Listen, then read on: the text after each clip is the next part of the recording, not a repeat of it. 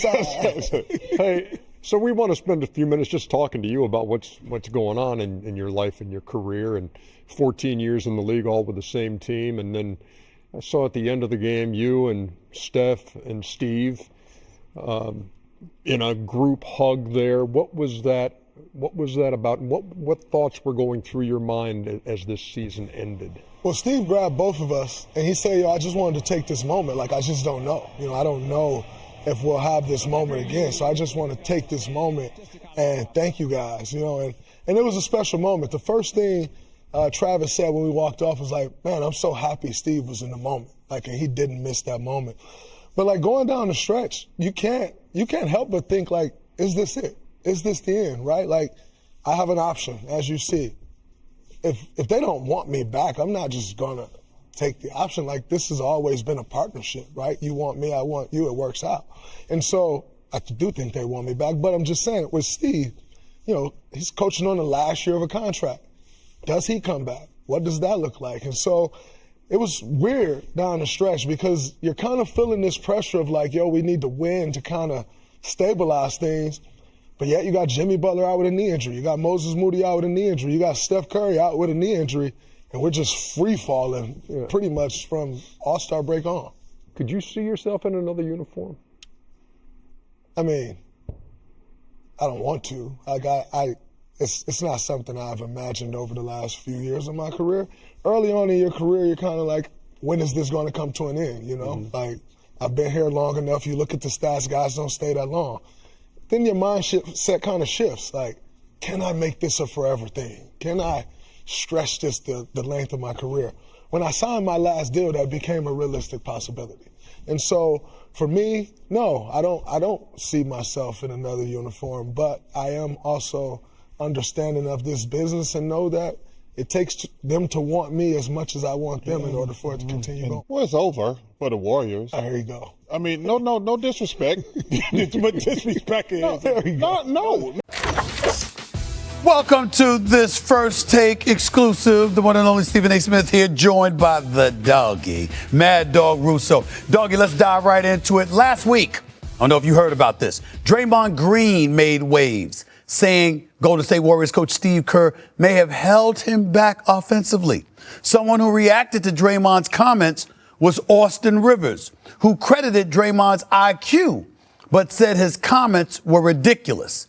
This led to further back and forth between Draymond and Austin. So take a listen to this stuff, man. And I just find it interesting that a guy who was the 10th pick in my draft, I was 35, who's on his second act, I'm still on act one, would say such things. He goes, Draymond, it's never been a scorer. Well, Austin, you and I averaged the same amount of points in high school when you were a scorer. So I don't know what would qualify Austin Rivers to speak about scoring when in high school, me and you averaged the same amount of points. And I say high school because that's when you were at your best. Austin Rivers received the biggest bailout in NBA history, in world history, in U.S. history. Received the biggest bailout in U.S. history when his dad gave him $42 million. Easy, Tiger. Okay? You have the delusion, the non-wherethal, the irony of you saying I'm part of the biggest bailout in NBA history. Draymond, you were the luckiest basketball player I think I've ever seen, especially in modern day history. Wow. Doggy? Yeah. Your reaction. Number one, the first thing I'd say, Stevie, you and I have talked about this before. Never punch down. And that's what Draymond Green's doing. He's punching down. Draymond, why are you worried about what Austin Rivers says? You're going to the Hall of Fame. You won the 4 championships. Why you want to comment on Austin Rivers? I'm not knocking Austin Rivers, but we all know that Draymond's had a better career than Austin Rivers. So it makes it look worse when you're sitting there. Yeah, Austin's allowed to have an opinion. You don't like it? Okay, don't punch down. That's the first thing. Second thing is, Stevie, you and I are going to fight about this a little bit. Let's be fair. Draymond is in the right situation.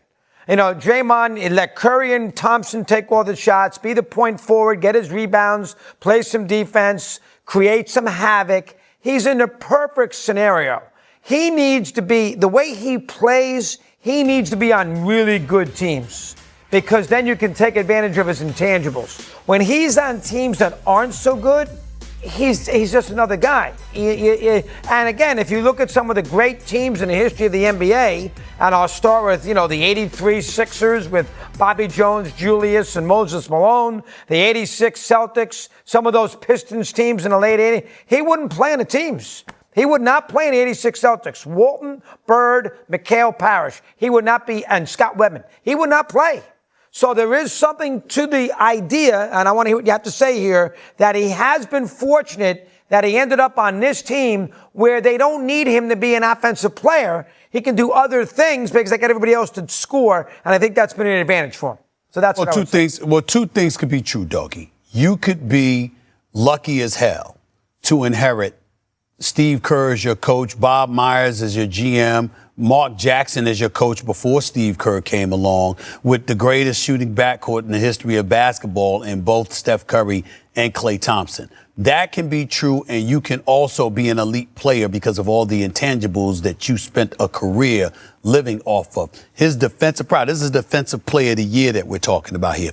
This is a guy that has been religiously undersized and has had to defend against bigger, taller individuals throughout his career, and he did his job in a very elite fashion to help propel the Golden State Warriors to championships. So we get that. Here's where I think Draymond made his mistake. If you listen to the interview with Austin Rivers talking about him to Dan Patrick, who originally asked a question to Austin Rivers wasn't being disrespectful to Draymond Green. Draymond Green, to me, took it wrong. And then he decided to get into Austin Reeves' career.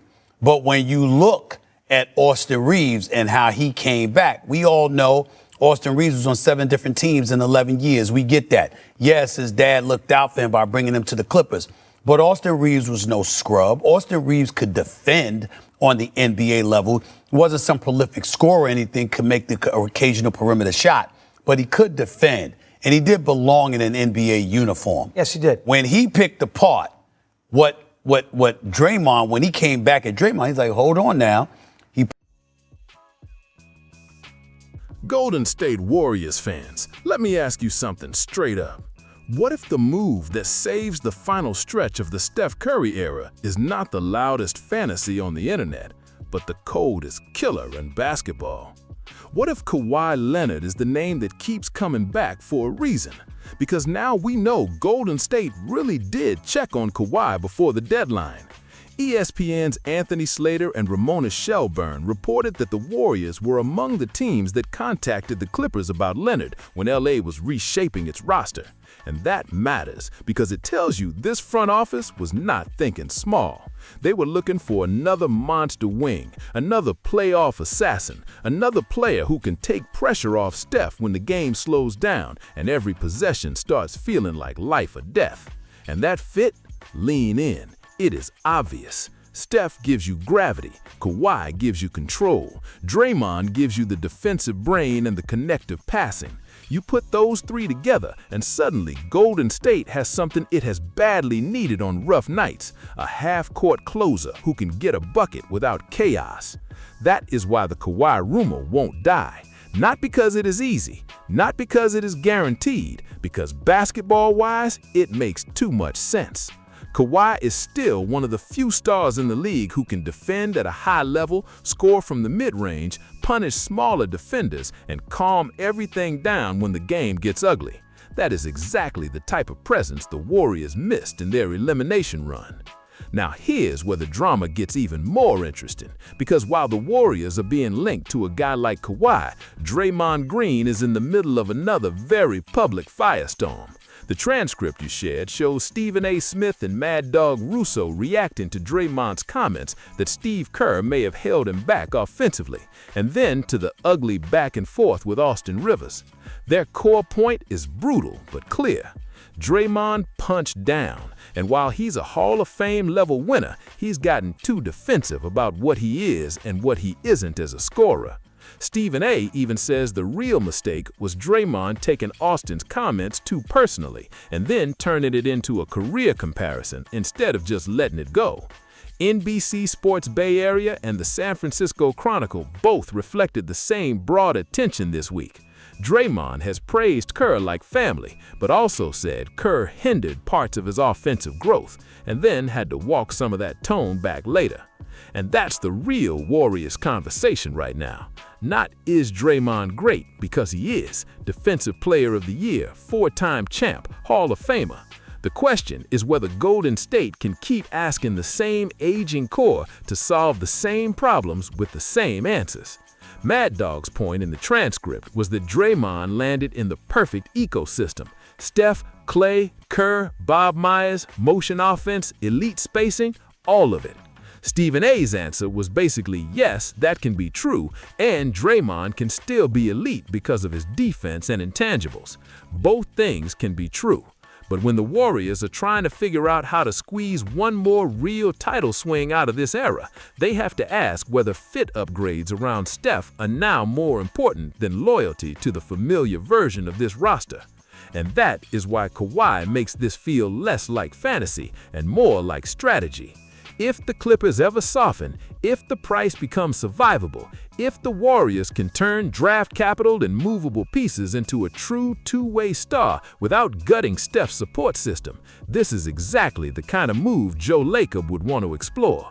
It does not mean Draymond has to vanish. It does mean Golden State has to think harder about balance, health, age, and whether this team needs a different kind of second star to survive the West.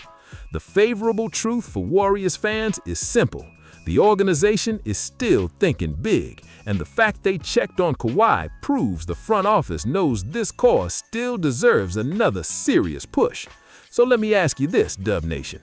If the Warriors had a real chance to land Kawhi Leonard, would you push all your chips in? And do you think Draymond's latest public drama makes a roster shakeup more likely?